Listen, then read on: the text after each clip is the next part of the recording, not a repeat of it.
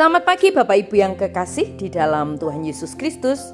Pagi hari ini saya Eko Wayu Suryaningsih kembali menyapa dengan kebenaran firman Tuhan yang terdapat dalam Filipi 2 ayat 13. Filipi 2 ayat 13. Karena Allah lah yang mengerjakan di dalam kamu baik kemauan maupun pekerjaan menurut kerelaannya. Amin.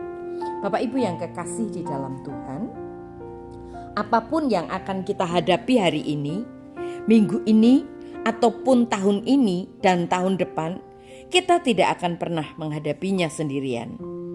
Karena Allah bersama kita. Allah bekerja di dalam kita dan Allah ada untuk kita. Filipi 2 ayat 13 mengatakan dengan jelas, Allah bekerja di dalam kamu, memberikan kamu keinginan dan kekuatan untuk melakukan apa yang menyenangkan Dia. Jadi Allah bekerja di dalam kita.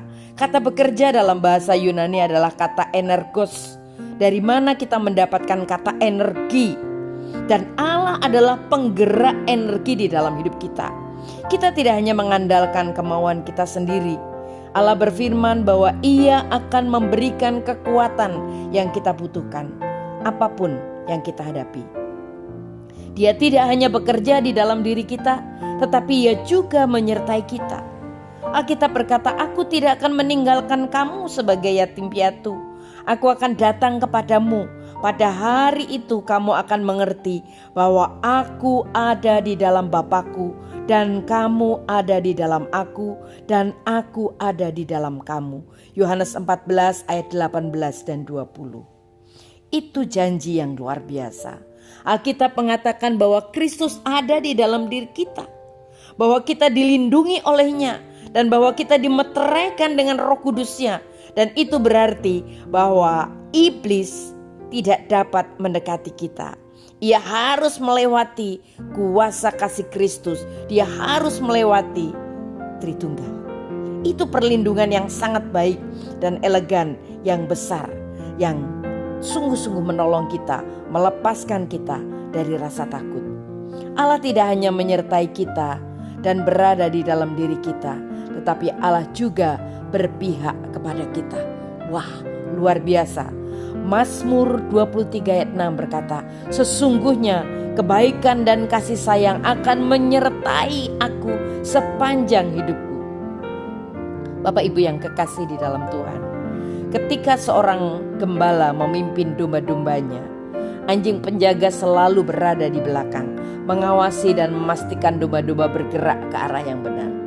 Dan Alkitab mengatakan bahwa anjing penjaga dalam hidup kita adalah kebaikan dan anugerah luar biasa yang Tuhan nyatakan kepada kita. Kebaikan dan anugerah Allah selalu bekerja dalam hidup kita. Allah memberi kita hal-hal yang tidak layak kita terima. Itu adalah kebaikannya. Dan Dia tidak memberi kita hukuman yang pantas kita terima atas dosa-dosa kita.